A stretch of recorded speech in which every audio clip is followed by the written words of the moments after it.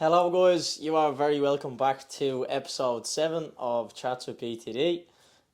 Delighted to be joined by Sean Fogarty, who is Dundalk senior goalkeeping coach. Alongside of that, he's also goalkeeping coach with the Irish men's 16s team. So, Fog on me on, mate. How are you? Yeah, good. Thanks. No, thanks for having me in.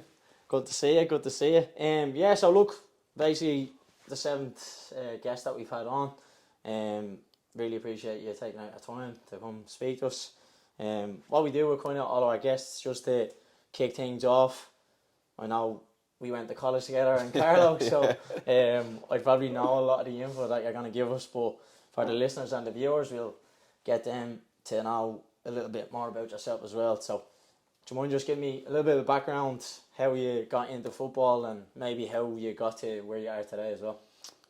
Yes. Like you said, we went to college, which seems like a long time ago now. Jesus, but obviously would have started back as a young kid, like everyone else, probably 4 or 5. Started as an outfielder. Did you? Yeah. Wasn't good enough. No, So went in a goal. striker, no? Anywhere to get a game. But I went in goal about 9 or 10. Just loved it, to be honest. Just getting hit by the ball. One of them odd ones. But just been in goal ever since, really. Playing with kind of local club, Carlow, then a couple of teams were in Blanche as well, and then those kind of win the NDSL, North Dublin League, and then would have went to the DDSL when I was about 15, 16. Same thing, played with a couple of clubs within that. Then had a great year, actually, probably one of my favourite years in football with Home Farm in the 18s. Couple of mates in school, but really, really good team, ended up winning the league. At that, like I said, probably one of my favourite years actually playing. Great club. Then went to Bray. Bray Wanderers under 19s, but then a few goalkeepers get injured and stuff, and ended up being kind of like that second choice as a young lad for half season, and then staying as a kind of senior goalkeeper, probably third choice the season after. Then moved up, played up north for a year, as you know. So give it a go. Went to play Northern League. That took me to kind of my playing days. But I suppose in that, like I said, college. Like a big part of their college course is like coaching. So that actually kind of got the bug for coaching really when I was during that course. It's probably like 19. Obviously we would have been coaching probably together, yes. Yeah. And then coaching, So we started coaching there, and then just football playing kind of just fell away, and then just loved coaching. And that gradually just took over, and then probably 21 I stopped playing. 21 stopped playing. And invested kind of just full time in coaching, like nearly every day of the week. So brilliant. Yeah. So obviously I'm retired as well. Jeez, I feel disgraceful even saying that. Retired, but like even with the likes of myself, like you know, you would have been involved with Bray, and like you were quite young. Like not many people out there, whether you're goalkeeper or even play outfield, can say at that young age that you're in around the, you know, a senior kind of environment or whatever. Was there a stage where you were kind of saying to yourself, right, I can't really get to the pinnacle that I want to get at playing wise? So is that just a switch that goes, right, well, I have that bug for coaching, I think I can make this work, and is it just like you put all the eggs in that basket then? It was kind of like, in fairness, like I still kind of had that, I suppose, ambition or dream that you can play, like realistically probably wasn't good enough, like, but I definitely think I could have played at a decent level, but as a younger lad you just want to go and play, and even tougher as a goalkeeper because you're not going to play as a young goalkeeper in a senior team, so it's only looking back now I kind of realise that, but when you're in the moment you just want to play.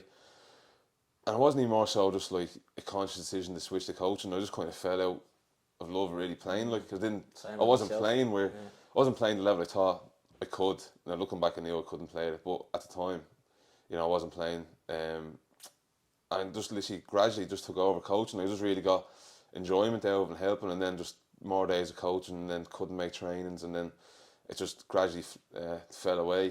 But then there was a point where I didn't go, say, the end of the season, I didn't go back. Then in the summer, like, I made a conscious decision that I wasn't going back to playing. I was just kind of focused on coaching. So I suppose it was that decision of just, I think I can do well as a coach and I can help people. But I got the kind of buzz out of it first, so there was that kind of switch. But I'm glad I did it, you know. Look at you now. Yeah. That's the way looking at it, isn't it? Yeah. Oh, look at me now. Just speaking a small bit then as well, like flip it back to maybe like school when you're going through, you know, the end of that kind of period, like, you know, say, I don't know if you've done TY or, you know, 5th and 6th year, it was, you know, a lot of people are thought, oh, I'm going to Trinity, or, well, that's what I was like to be. I was like, I don't think I'm going to Trinity. But, like, was that a career path even from the school days, or what was... No, probably like most, like I was decent as a goalkeeper, like underage, so, like, nearly everyone else just wanted to be a footballer, like, and make it to be a footballer. Like, it was funny, I didn't do well in school, but probably because I was just like, I was going to be a footballer, which I wouldn't recommend. But, you know, I didn't do overly well. But I only put down one course on my CAO, and that was IT Carlow. So if I didn't get into that, God knows what I would have done. But and even when I went down there, asking kind of what's the points you need to get and stuff, and I was like, I'm not getting these points here. I done okay in the end, but then I think what helped me was that I was an okay, you know, goalkeeper, like, and that was kind of part of it at the time. So no, I was purely on football, but I'm so glad I done education, because it's really stood to me. Like, and I was only even talking to one of the younger goalkeepers at Dundalk about it. Similar thing, saying obviously, you know, absolutely do everything you can to get your dream and stuff, but, you know, education is a huge part of it, and Plan B, and you can get like different roles in football if it doesn't work as a player, like, and don't kind of put your eggs in one basket, like you said. Like, you really need education for it, and it's helped me massively. Yeah, brilliant. We'll speak a little bit about how we kind of cross paths. Unfortunate for you, says you what. Like, how did you kind of find your Carlow experience? Like, that's IT Carlow, sports coaching and business, for anyone who doesn't know. I'm sure a lot of our viewers and listeners come from that kind of pack. Yeah, absolutely. But similar to myself, like, I would have, like, that was my only kind of option on even the CAO as well. And I remember, I think I missed the first round, and it was like, right, if I don't get the second round, I'm goosed here, like, you know. But how did you find it, kind of from, I suppose, when you applied to doing your interview, and then probably the full course then from, I suppose, starting from first year to, did you do 4 or 5 in the end?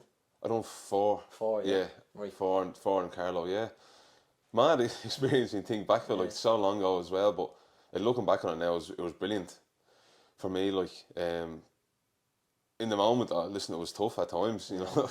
We know it wasn't, it's not a plain sailing and easy, like, it was tough, especially we commuted from Dublin, obviously, hour up, hour back, and we were playing all at the same time and trying to balance everything, and then actually being a college student, getting work done and stuff. It wasn't easy, but it was brilliant. And some of the people you meet, that's probably the biggest thing, looking back on the people you meet and take away from it, like yourself, you know.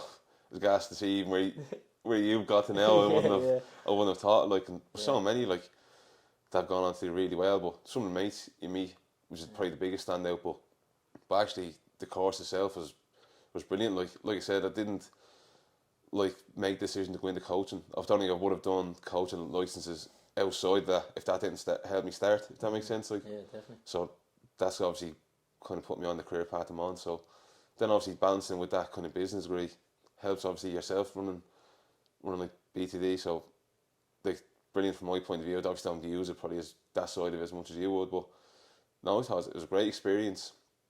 Again, probably just some of the people you meet, like, it's definitely one I'd recommend. And even actually I've done a few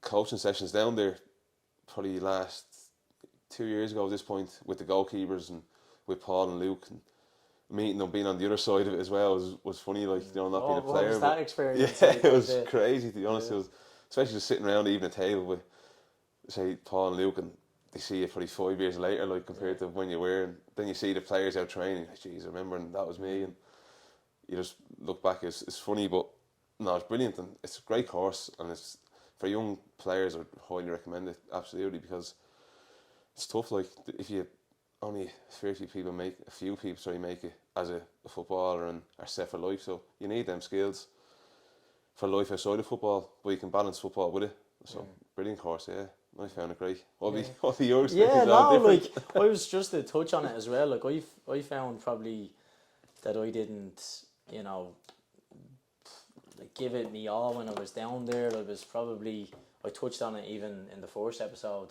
when myself and Sean done the very first episode. Like, I think looking back now, I should have, you know, utilise me time down there, and exactly particularly same, even with playing. But I think it's, if you, hindsight is a great thing, but if you even look back in terms of the other aspect, we finished it. Like, do you know what I mean? I even remember Luke saying to me, like, he was like, when I collected my degree, he was like, fair play, I didn't think you'd be here. Do you know? Like, so even small little things like that, because I wouldn't like to single anyone out, but see, even like a small thing, like people think, even though a commute, it was really only an hour, maybe a little bit longer for you. I know you used to pick me up on along the way, for play for that. Never forget thanking you as much. But you know, like, the commute is difficult, but like, the way I look at it is, if we hadn't probably stuck with it, you know, we wouldn't probably get to where we are today, or we probably wouldn't even be sitting at this table doing what we're doing now. So I always kind of look at it in that sense, like, you know. No, actually, exactly the same as you. Like, if being honest, looking back on it, I didn't make the most of it. Probably because I was still thinking, I'm just going to be a player here. And then it was only kind of come second year, and the second year, I was like, right, I think I need to go down a different avenue here and probably just wake up a bit. But it's like I said, it's easy looking back now, but you're young. Do you know what I mean? You're young lads, like, it's very tough as well, because you don't realise it. Whereas, like, you're looking back now, or even, like, say, when I finished the course, like, I had a clear plan of, right, this is what I want to do. Whereas, like, a few years back, before I started, I was like, geez, I don't know what way I'm going to go here. Like, I was still thinking about being a player, and you didn't actually, I was more saying, well, I still train during the day. And that was the main thing of the course, not actually realising the other aspects to it, like, but but like, actually, it's funny, like I said, go back to, you were talking about, I don't think I would have, after a month, I was like, nah, I'm leaving this, because I don't think we were like that. That would have been the easy option, though, like, you know what I mean? And it just comes down to probably you and Demo as well, like, going down, like, I don't know if you didn't have either. I found we helped each other out in ways that we didn't even realise as well. Oh, like, absolutely, you know, like, definitely, after a month, I was like, because I was going down, saying my own, coming back, I was like, no, this isn't for me, it's too tough. But then, like I said, you stick at it, and look where it can bring you, you know. Yeah, no, 100%. Just on that message as well, to anyone out there, if, like, I always found myself, like, whether it was playing, coaching, or just football in general, if it wasn't for that, and I know it's, like, you know, it might be a bit extreme to say things like that, I don't know where it'd be, not saying that I'd be going down mad bad roads or whatever it is, but I think the importance of having, you know, like, sport, or like a real interest or a passion is really kind of important. And I think that's that's probably how a lot of people get through courses, or probably even get through life as well, like, do you know what I mean? So I think that's a big topic that we've kind of touched on there without even knowing it, do you know what I mean? Especially, you see the growth of sport kind of as an industry here as well. Like, there's, just as you say, you don't make it as a player or whatever, there's so many other avenues you can go down, like, and a lot of people from that course have done that.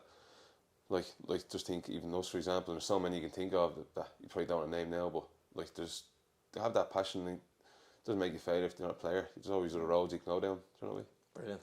Brilliant. We'll speak a little bit about, after Carlow then, how did kind of life kind of go from there? How did you get to, you know, the next phase or whatever? Yeah, so I took a year out just to, like, from it. I had a plan that I was like, I'm going to do a master's. Afterwards, I suppose I said I'd take a year out just to work, experience kind of real life as well, to be fair, outside of college, because I went straight in from finishing school straight into college, like, so I take a year out, work, great experiences, like, good or bad experience, like, there's always an experience and a lesson to take from it, so that was good. And then went back, I took a year out, went back then to do a master's, ended up doing it at Tanda College within performance coaching, so that's like strength and conditioning basically, because again that was kind of just a passion of mine, to be fair. So I really enjoyed that, combined that as well with coaching, got really fortunate, met some brilliant people, and went to St. Pat's in the academies coaching there for 4 years, and that was, between that and then coaching within the gym stuff as part of your masters, like, that was just what I was doing as work. So I was fortunate enough, now it wasn't the full time, but I was fortunate enough that I was earning out of kind of like a passion, like you said. So yeah, done that for 4 years, kind of snowballed again, just doing more and more different programs with FEI and stuff. Again, getting my, like, next licensing. Like I said, I kind of had that plan of where I wanted to go. So just kind of get as much experience as I could. And like I said, really fortunate to meet a lot of brilliant people, some great experiences along that. So like I said with Pats, and then lucky enough got a break that I got asked to come with Ireland 16s, like you said, which has been unbelievable for me. Been there 3 years now. So like I said, I got that, unbelievable feeling, to be fair. So it's kind of mad, just kind of coaching. Then that came, and you're more, I wouldn't say like not professional, but you're thinking, right, this could be my job here. Do you know what I mean? And really putting all your efforts into that. Like I said, brilliant people in that, like Paul, Mark, really experienced coaches, like coach educators, like that. So many lessons I've taken from them has been brilliant. And from that kind of, like I said, I want this to be my job. I found it a bit tough in Ireland because, like, there's not easy. there's not that many jobs going, and that's kind of fair when you look compared to the UK because that's their sport over there. Whereas there's other sports here, smaller population, stuff like that. So that took me then to England with Burnley. Obviously, I wanted to be full time and to experience kind of outside of Ireland because, like I said, I was at a really good level with Pats, really successful, some brilliant players that I've been so fortunate to coach. Goalkeepers like speaking. We played Brian Marsderry last week. Speaking to him to see where he's gone. Like he was at Pats as a young lad. See his career has been brilliant. Josh Keeley, like absolutely flying it with Spurs. Like so, been really fortunate to actually be involved with some of these players. Like, unbelievable. But I kind of wanted to, like I said, make this my job, like, and experience outside of Ireland at that highest level, if you want to call it that. So got really lucky again with Burnley. Unbelievable experience there for near a year and a half. Get some great people. I've been fortunate over my life, in all honesty, to meet some great people who have helped you along the way. So no, that was really good. You actually a year and a half seeing like just the standard over there from like first team. And just all the kind of experiences that you probably wouldn't have got here. It's definitely made me a better kind of coach. And like I said, then it's brought me to here now, being back. Brilliant. Wanted to experience a first team. So, Just to even go back a little bit, you speak obviously from the Carlow into that course, into Tanta College, performance coaching, I believe. Yeah.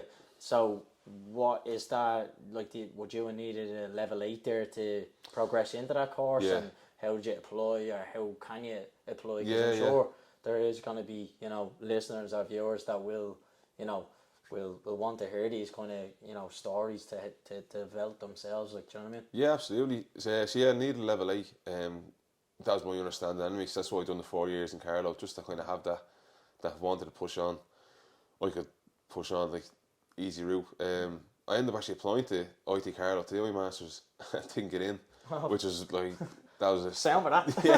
that was a shock after. I'd been here about 4 years. I thought I was a shoe-in, so that was a shock. But again, looking around, I was actually kind of probably lucky enough that seeing Standard College, which are based down Tip, but it's like mixed learning, so a lot of it's kind of online, and it kind of gives you that responsibility as well for your own learning. Like they can give you all the content, but like it's up to you to put the effort in as well, not just turn up as I probably done as a younger lad, just turn up and go home and not take on anything. So get a wrap on the way home. No talking about that. So yes, look, that was good. Mixed learning. They obviously have weeks when you're down there. But just applied, like I think I just applied directly to the college actually. But it's a big step, masters, because obviously it is a lot of money, to be honest. Like, but I was kind of sure of this would benefit me. And actually I had kind of backing from kind of people around me as well that would. So and it did in the end. So if you're ever like gambling, it will benefit you 100%. So and that was it. But it's good in my coaching. Like I thought, I still do think it helps me a lot within it. Even when we goalkeeping coach, like understanding like the body, different movements, how you develop certain things and all that. So no, it's kind of nearly like another strength you have though as well. Yeah, and that was my thought process around it. To be totally honest, like just how can I improve as a coach? And this is just like another like it's underneath that umbrella of coaching. You know what I mean? We actually will tell that story, by the way. So can't come out. Here we go, right? We will get back to what we're going. So basically, guys, myself, Fogo, and Demo used to commute from Dublin to Carlow every day, right? So we used to have serious crack in the car commuting every day. So one of the days we were on the way down to Carlow, we used to stop most mornings for a coffee or whatever. So I think Fogo got out on the wrong side of the bed this morning. Me and Demo are giddy as hell in the car. So Fogo was still in the garage anyway, weren't you? And he's walking out, big head on. And me and Demo are kind of going, what's wrong with him? He gets into the car. Your woman there's that they're making me a blade spastic rap in there. We're like, what? She's like, she's out there making her balls of it. What is she doing? Oh, never. That story, I swear to God. Oh, I didn't think that was coming up. I was only speaking to Demo on that today. Classic.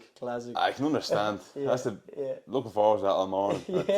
Poor choice of words, but I've never lived it. Haven't lived it down since. Yeah, she ruined your day. Oh, brilliant that is, man. Make sure we edit that out. So I suppose the next question I have then is, I know it might go off maybe a little bit on tangent or take you a while to even, answer the question, but is there a point that you feel like in your career or even through your life how you've got to where you are today? So I don't know, it could be like perseverance or, I know football is your passion as well, but is there anything that you could kind of speak off the top of your tongue even that got you where you are today? Yeah, I think you hit the nail on the head through like perseverance. So it's not always a straight line. You know, have my fair shares of ups and downs, probably more downs to be honest. As a goalkeeper, it's even tougher, like, because if you're playing and say you're any other position, you kind of fill in or you can come on for a few minutes, whereas a goalkeeper, like, you're either playing or you're not.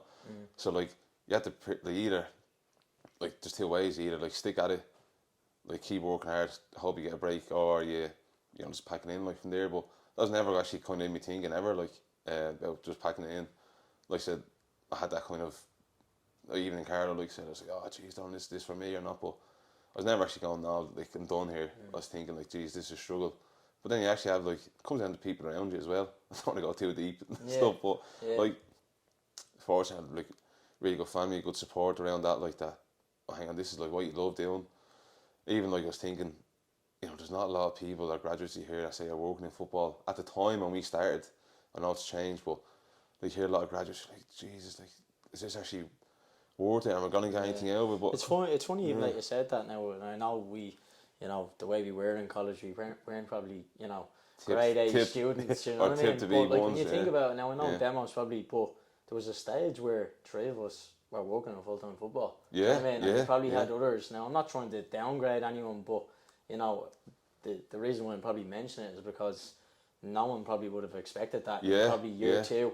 Do you know what I mean? Absolutely, yeah. And even like, exactly like you said, and even probably after year one, when we're talking more and get to know people who are, say, further down the line and they're saying this to us, you're like, geez, did I make the right decision here? But I kind of never thought I wouldn't, for me, totally honest. Like, kind of always had that self-belief of, right, if you work hard enough and actually put the work in and look to develop yourself, you get rewards. I still do think it, to be honest, because like, it's helped me, that mindset. So, but I was that doubt of, geez, there wasn't a lot of people who actually, say, use it to their benefit, but just having that kind of self-belief, and then that people around you, like you said, that actually, it doesn't matter about others. Like, you put the work in, you get to where you want to go.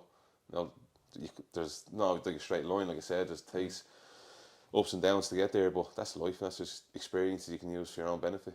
I don't even know if I answered the question there. No, you did, 100%. We'll speak a little bit about, I know you touched on it kind of vaguely there, about the, your time at Pats then and Burnley. Do you want to maybe go a little bit into more kind of detail of, maybe your time at Pats? Like, you don't have to go on, any A4 essays, but, how you've kind of got to the phase from Pats to Burnley then. Yeah. Not like I said, really fortunate the people that you meet, like, like mad at Pats. I actually went originally in to Drogheda as a goalkeeping coach with a good mate, John Dunhill, who's actually back at Drogheda now, Cali manager, flying it. Noel Cully as well, who's just actually got a job. Actually got a job in Plymouth. Did he? Yeah, Plymouth. Yeah, he's heading over. Yeah, he'd be flying it as well. He'd be in the first team soon enough. Jamie Moore as well, who's another full time as well. Like, so, surrounded with really good people. Like, at Pats, worked with them predominantly for the years I was there. Like I said, the players who work with, like, they look back at them, just them two keepers alone, but there's a lot of other brilliant ones who have gone on to do other things as well, but just like the careers them two have had. So fortunate to work with them. Like I said, it's a really good academy at the time. The players being produced, and then you had basic success. It's not all about winning, but you had a big success of winning leagues and stuff. And which is at a really good level in terms of coaching here. And then from that, like, I got really, really lucky that the 16s were looking for a goalkeeping coach.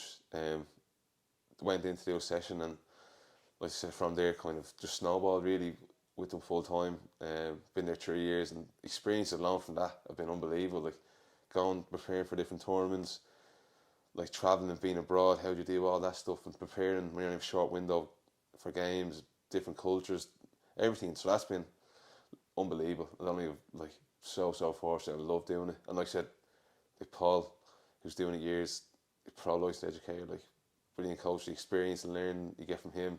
Mark, he was actually a goalkeeper as well. Really, So yeah. it kind of understands that. He actually played for Ordnance keeper. He's probably hating you saying that. Yeah. But like I said, he's brilliant. Like, so some of the experiences I've got from them have helped me, shaped me a bit.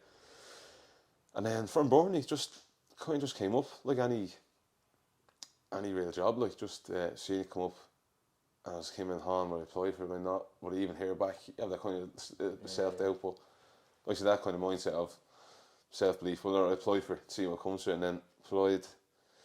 Got an interview, had to go over, like I said, totally new experience, never actually interviewed for a footballing job really.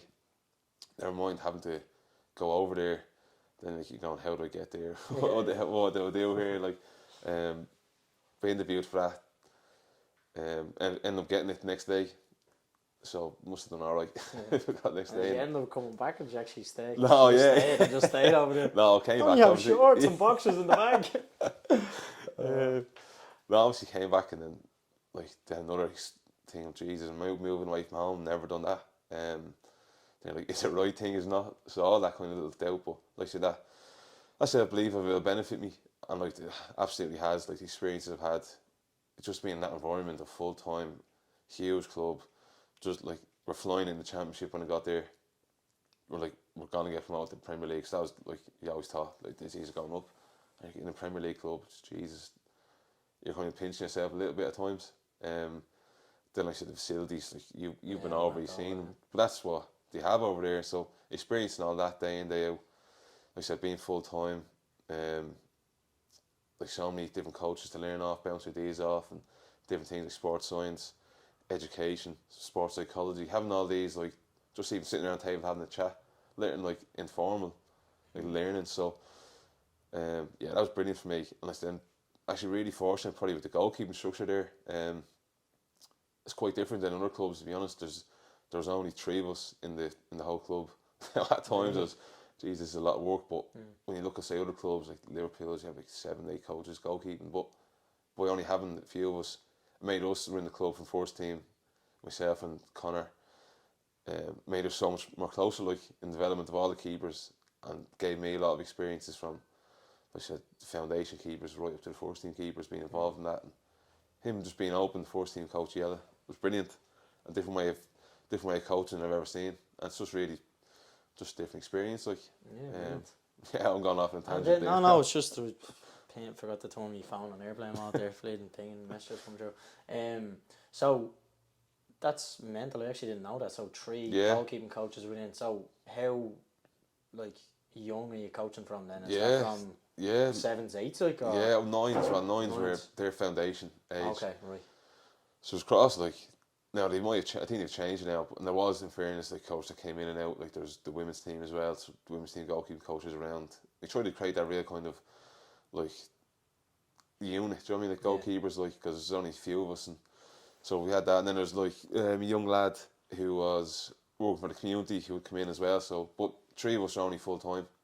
But like I said, it was brilliant because you had the experiences. You could be with helping the first team in the morning, and at night you're out in the 9s, and you're just like, it's tough, but it's just a good experience, you know, like having to cater for them, and you can also like keep the same kind of principles, like, it's good because you know what the first team are looking for, and you can actually identify it early in the younger ones. Obviously you're watered it down, but actually creates that kind of pathway up to the club. But yeah, it was different when I got there. There wasn't a kind of, I didn't think it was only going to be 3 of us when you look at other clubs, but it actually benefited me, to be totally honest. Smaller unit, that's crazy, man. I know. I would have never thought that. That's good insight though. As we were saying there, is there a point in your life that you found was like a big turning point in your life to, you know, make that step, or believe you could? I know you mentioned there already about having that self-belief, or the perseverance stuff. Like, is there, and it doesn't even have to be even football related, like even like I know you mentioned a lot of coaches there that have kind of helped you along the way. Yeah, absolutely. No, I would say there's a turning point, to be honest. Like I said, probably when that decision of, right, I'm not going to play, but like I said, I kind of already had that bug for coaching. Like, it wasn't just starting from scratch. Like, I was already involved like 5 days a week coaching. Yeah. So like, just from there, I thought, just see where it kind of takes me. But it wasn't even constant like, oh, I could have a career or this younger. It's just like, I actually enjoyed helping younger keepers. Like, you see them progress, say, like session by session, or a few months when you look back, say, in a video, and like, Jesus, look where they are now. Like, just kind of get that enjoyment from helping them, to be totally honest. Like, so it wasn't, say, a turning point, but just always had that belief, like, there was nothing else but football. Like, I didn't want to do anything else but football. Same with And like, myself.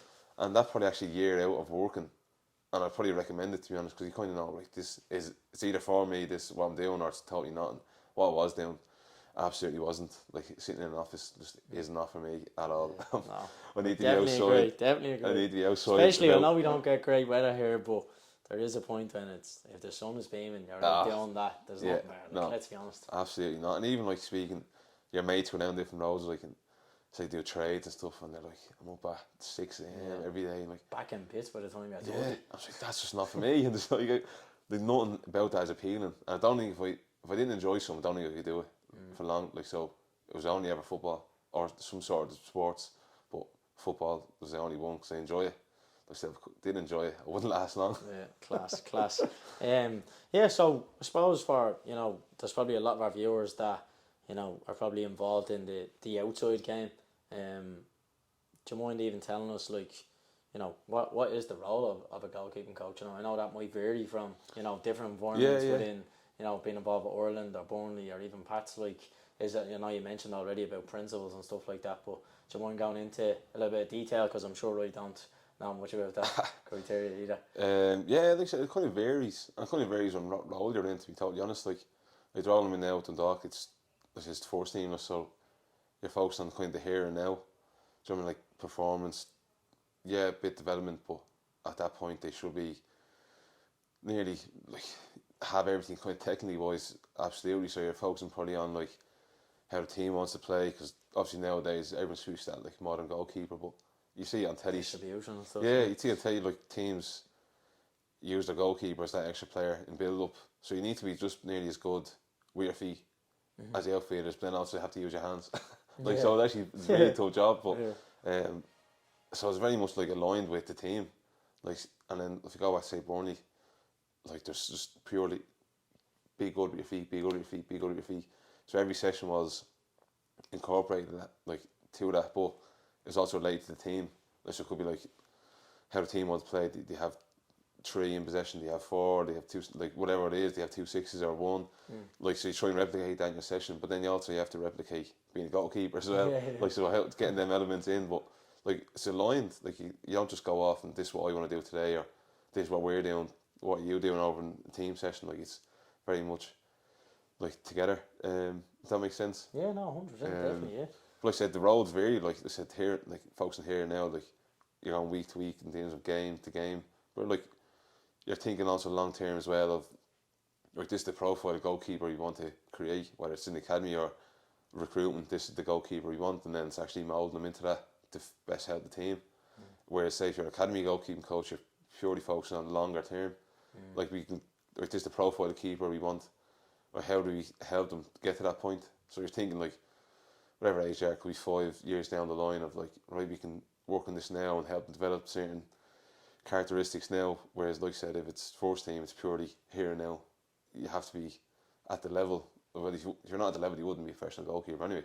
But you're focusing purely on the here and now and the games and opposition. Whereas if you're in the academy, you're focusing nearly always on yourself and the team. Yeah, to develop, like, certain areas that they need to develop. You're not worrying about the opposition, because it doesn't make a difference longer term. In 5 years, you're not going to think back of a game plan you had.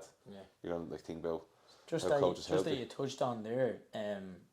You're saying, like, a lot of it is down to improving the individual. How much work actually goes into, what way would I put it? you know, the opposition. You've mentioned the opposition there a lot. Is that, so say game day Saturday, is that all week?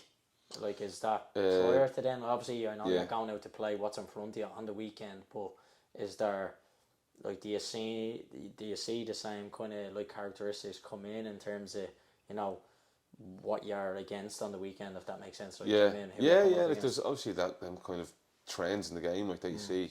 Obviously, teams are very, very a little bit, but when you actually look back at it, like say trend over season, like we look back at like every action the goalkeeper has, like every interaction he has with the ball, or what he sees the most, and over a season, like you pick up on trends, like this is what you see, and but game by game you can actually see it as well.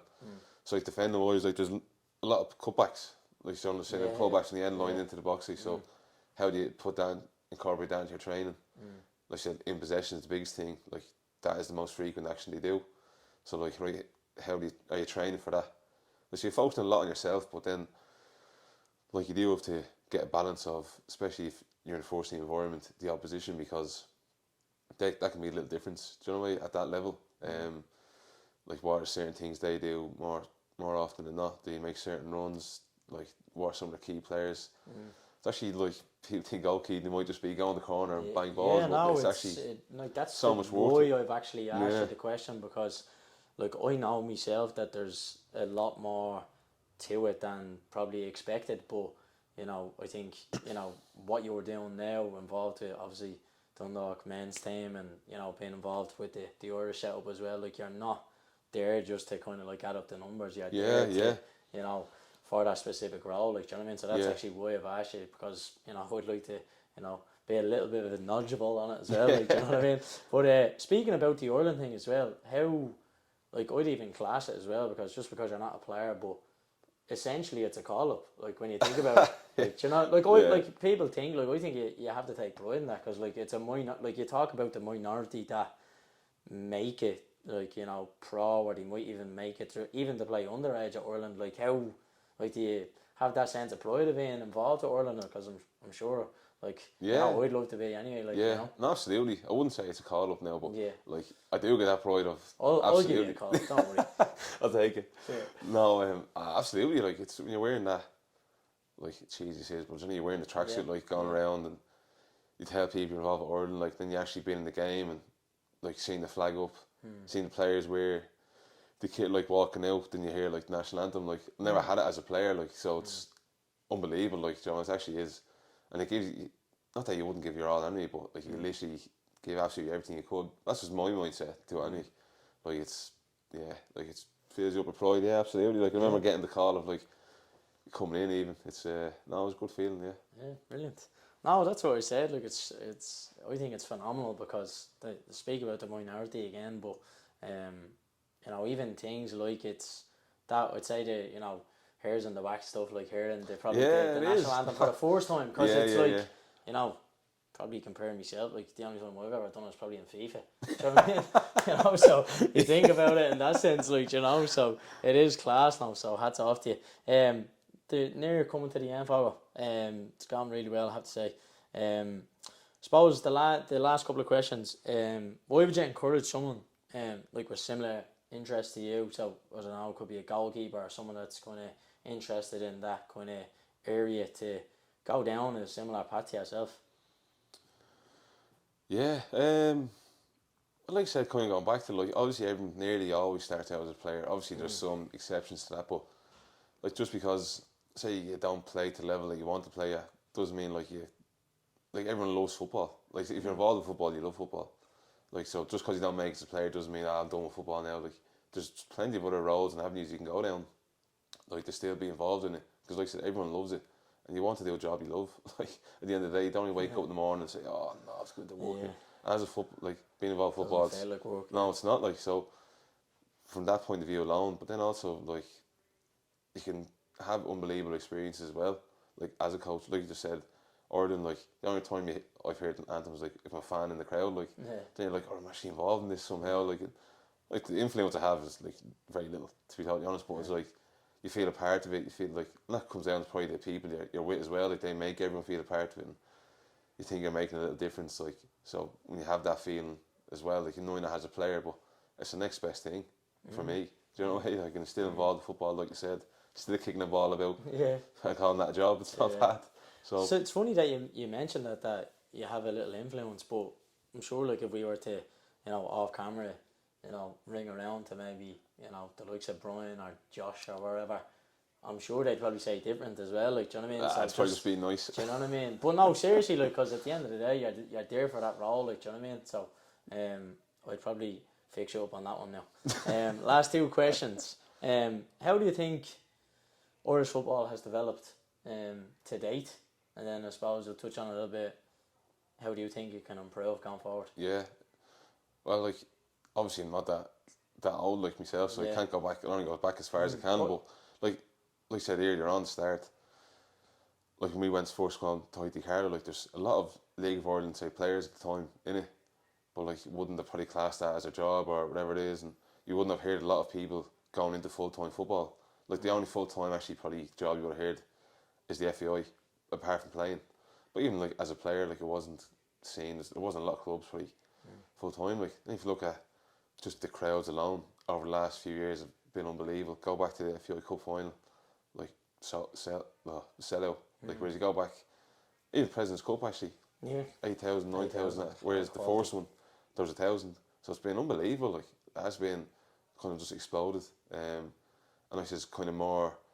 It's more of an industry now actually here. You can kind of call it like an industry and it's your job, whereas like before it's like just a coach, like, or you're a part-time coach or you're a part-time footballer, where like now it's a proper industry. Like you see with just players who are coming to the league as well, like a lot of players coming from even Potter Ahmed after coming from Waterford, like, and even like say big clubs you want to call that sending players on loan here because they recognise the development they can give them, like, and even us coming back, like obviously people in the UK might not know a lot about it, but when you're saying the likes of clubs have qualified for Europe and the crowds are getting stuff, they having the kind of newfound respect for it, like, and it's absolutely grown. I think it can really push on and be a proper industry. Like you can see new stadiums, like Rovers has finished theirs.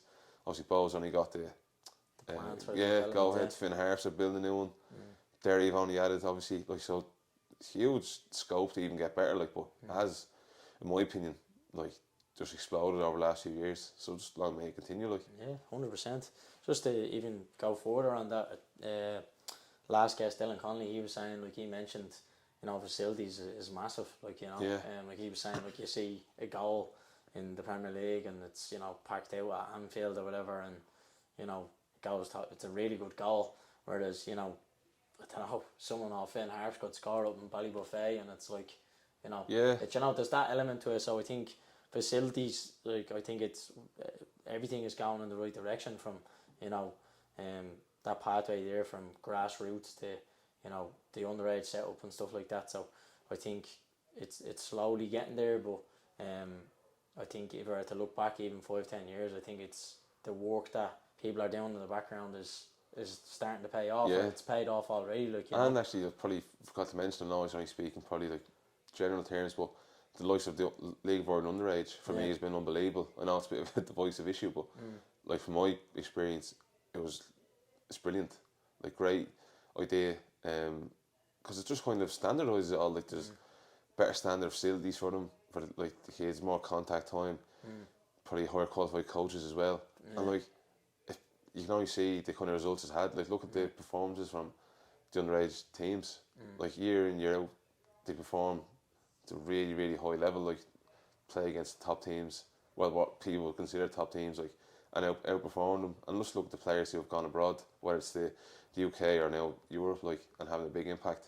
So underage transformed for me. Like, I know, even like, go back to my own experience. Like, you train Tuesday, Thursday for an hour, rock up half an hour, 45 for a game on a Saturday, like, and you're putting the nets up yourself and all. But where like that underage League Ireland has been brilliant. Like I said, contact time, which is massive for developing players, has just gone sheer roof. And there's more support from them, like, in terms of nutrition, sports science, all that type of thing as well. It's been brilliant for them. I just hope we actually can grow as well. Like, whereas access, like, players can have more access to that, whether like they're at League of Ireland or not. But loads of clubs are doing really excellent stuff, like, like community clubs, if you know what that way, investing in facilities and all this thing. So yeah, it's definitely improved in my opinion. Anyway. Great, Fogarty. Last question. So, Future aspirations, future plans for Sean Fogarty, what are they? Tough to tell you. Like, if you had asked me a year ago, I probably would have had a better answer. But like, it was always to be. Like, it's funny. You look back. You actually have to do as part of your licensing. You have to do like a 5-year plan. Okay. And I would have done it 5 or 6 years ago. Probably longer actually. But I look back on it, and it was like just being a full-time environment, and it's quite very broad. Like, be full-time coach. Do you know what I mean? As everyone does be, but then like didn't see myself going to England. I didn't think I'd get there, to be totally honest. Like, you kind of had a little bit of self-doubt, but then experiencing it, then I was like, right, I'd love to one day get to a first team. Didn't think I'd get to it this quick, to be totally honest. But when opportunities come up, whether you feel ready or not, you don't know until you do it. Like, and like the experiences that I've had have probably helped me in that sense. So it was to be in a first team, obviously be successful. Like, so I've kind of reached it, if I'm being honest, of what I originally thought. Beyond this now, I don't know, to be totally honest. The world's your oyster. No, I won't go that far now, but hopefully I'd love to stay at a first team. Whether I'd love to coach abroad somewhere else, to be totally honest. If I was ever lucky enough. Would you like to go England again, or would you like a different type of culture in Europe? Or?